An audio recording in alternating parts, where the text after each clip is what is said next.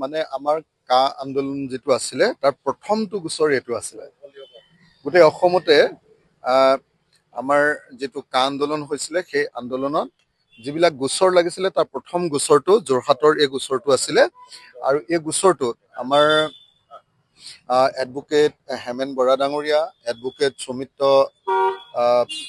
সুদীপ্ত গোস্বামী ডাঙৰীয়া, এডভোকেট ধ্ৰুৱজ্যোতি বৰা ডাঙৰীয়া তেখেতসকলে আমাৰ হৈ বিনামূলীয়াকৈ এক পইচাও নোলোৱাকৈ জাতীয় স্বাৰ্থত কা আন্দোলনকাৰী গোটেইবিলাক গোচৰ তেওঁলোকে বিনামূলীয়াকৈ হেৰি কৰিছিলে, হিয়াৰিং কৰিছিলে, তেখেতসকলে ওকালতি কৰিছিলে। আৰু সেইকাৰণে আজি দেখা গ'ল যে কা আন্দোলনৰ প্ৰথমটো গোচৰ, আৰু এনেকুৱা বহু গোচৰত মই বেলেগত একুইটেল পাইছোঁ, কিন্তু এইটো যোৰহাটৰটোৱে আছিলে প্ৰথম গোচৰ।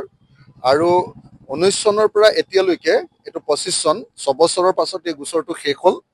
আৰু আজি আটাইতকৈ ভাল লাগিছে যে মোৰ প্ৰথমটো গোচৰ, য'ত মোৰ লগতে আমাৰ ৰাইজৰ দলৰ আমাৰ যুৱ বাহিনীৰ সভাপতি লক্ষ্য গগৈ আছে, য'ত সেই সময়ৰ ছাত্ৰ মুক্তি সংগ্ৰাম সমিতিৰ সাধাৰণ সম্পাদক আমাৰ মানস কোঁৱৰ আছে, য'ত মোৰ বন্ধু আৰু আমাৰ পূৰ্বৰ সতীৰ্থ দিব্যজ্যোতি শৰ্মা আছে। গোটেইবিলাকৰ ওপৰত আমাৰ এই গোচৰটো লগাইছিলে, কিন্তু আদালতে সকলোবিলাক দিশ চোৱা চিতা কৰি তথ্য প্ৰমাণ সকলো সংগ্ৰহ কৰাৰ পাছত আৰু হিয়াৰিং হৈ যোৱাৰ পাছত, শুনানিৰ পাছত এইটো সিদ্ধান্ত গ্ৰহণ কৰিলে যে এতিয়া আমাৰ ওপৰত দিয়া যিটো গোচৰ, সেই গোচৰটো আমাৰ ওপৰত যিটো দিয়া গোচৰ, সেই গোচৰটো এটা ভুৱা গোচৰ আছিলে, মিছা গোচৰ আছিলে। আৰু আজি আমাক সেইকাৰণে একুইটেল বা খালাচ দিলে। মই আদালতক ধন্যবাদ জ্ঞাপন কৰিছোঁ। আৰু লগতে অসমবাসী ৰাইজৰ ওচৰত আকৌ এবাৰ জনাব খুজিছোঁ যে গোটেই অসমত মোৰ ওপৰত বহুটা গোচৰ, আপোনাৰ হেৰিয়াৰ ওপৰত কা আন্দোলনৰ ওপৰত বহু গোচৰ তৰা হৈছিলে। তাৰ ভিতৰত বেছিভাগ গোচৰতে মই এফালৰ পৰা একুইটেল পাই গৈ আছোঁ, কিন্তু এতিয়াও বহু গোচৰ চলি আছে। ৰাইজৰ আশীৰ্বাদত প্ৰত্যেকটো গোচৰতে জয়লাভ কৰিছোঁ, একুইটেল লাভ কৰিছোঁ।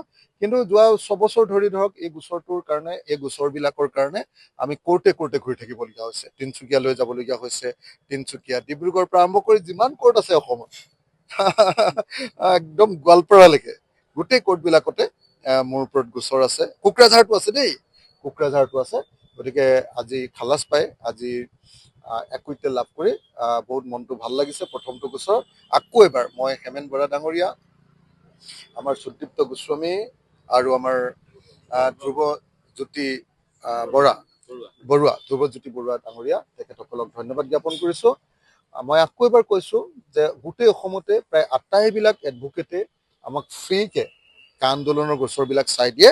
তাৰ ভিতৰত হেমেন দা আৰু সুদীপ্তই আমাক এক পইচাও নোলোৱাকৈ এনেকৈ চাই দিয়াৰ কাৰণে মই যোৰহাট প্ৰেছ ক্লাবৰ সাধাৰণ সম্পাদক হেমেন দাক বিশেষভাৱে ধন্যবাদ জনাইছোঁ। যোৰহাট সাংবাদিক সন্থা কৈছোঁ, যোৰহাট উকিল সন্থাৰ সভাপতি হেমেন বৰাক মই অন্তৰৰ পৰা ধন্যবাদ জ্ঞাপন কৰিছোঁ।